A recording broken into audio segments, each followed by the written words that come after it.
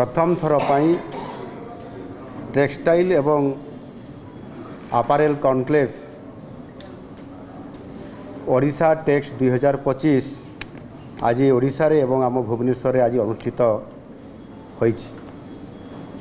यह निश्चित भाव में मुझे कहि पूर्व भारतर सबुठारु बड़ टेक्सटाइल कॉन्क्लेव। यही कॉन्क्लेव रे आज पाखापाखि 300 रु अधिक जो माने निवेशकारी जो माने इन्वेस्टर से आसी आज जोग देइथिले। भारत वर्षर विभिन्न कोण अनुकूल से आसीथिले एवं आजिर यही कॉन्क्लेव रे 33टी MOU स्वाक्षरित होइछि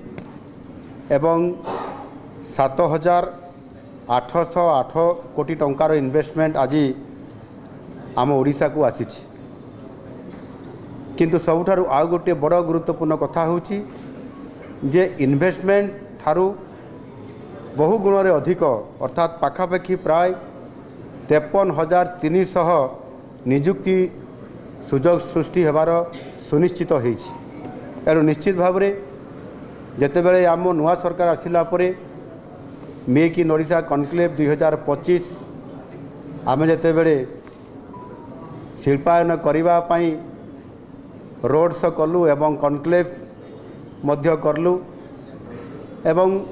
ताहार प्रभाव मध्य निश्चित भाव में आजिर ये आमर ओडिशा जो आमर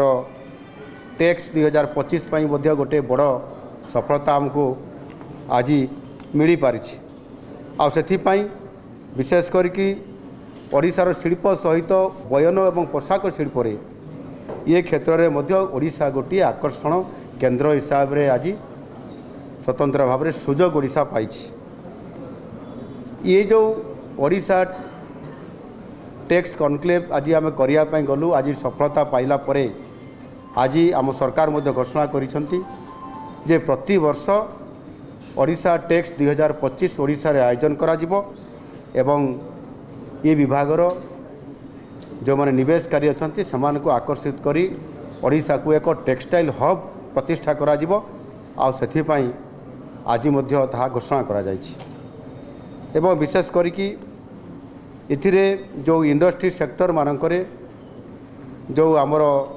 वर्कर्स माने जो माने काम करुछंती जो मान को वेज सब्सिडी दिया जाउछि से वेज सब्सिडी रे मासिक एणिकी 1000 टंका तांकर वृद्धि करागला। जो महिला माने सेथिरे 6000 टंका पाउतले समाने एणिकी 7000 टंका पाइबे वेज सब्सिडी एवं पुरुष माने जो माने 4000 पाउतले समाने 5000 टंका पाइबे। यह द्वारा निश्चित भाव में समानकर आर्थिक दृष्टिकोण मध्य सुविधा समाने ये सुजोग पाई पारिबे एवं आगामी 10 वर्ष मध्य आम सरकार निष्पत्ति नैचंती जे 5टी आधुनिक टेक्सटाइल एवं आपारेल पार्क निश्चित भाव में आम निर्माण करूँ एवं ये क्षेत्र में अधिक प्राधान्य देवा सहित 5 लाख रु अधिक वर्कर्स अधिक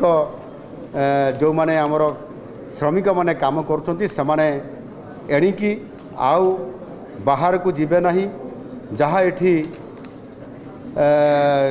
सबु बेले चर्चा हुए जे ओडिशा रो अनेक लोक दादन खटिया पाई विभिन्न काम करिवा पाई समाने बाहर को जाउछंती बोली समाने निश्चित भाव में एणिकी जेते बेले आमे एठी बयन शिल्प एवं जो टेक्सटाइल एवं आपारेल उपरे जेते आम गुरुत्व दौचु एठी जेते आम यार उपरे गुरुत्व देकर शिल्प प्रतिष्ठा करने जाऊँ सेमाने भी आज जो मैंने आसीते अति उत्साह से कहले जे आमर जो इंडस्ट्री अच्छी कोयम्बाटूर रे तमिलनाडु रे एवं आउ किसी लोग कहले साउथ रो विभिन्न जगार से कहले आपंगर गुजरात रे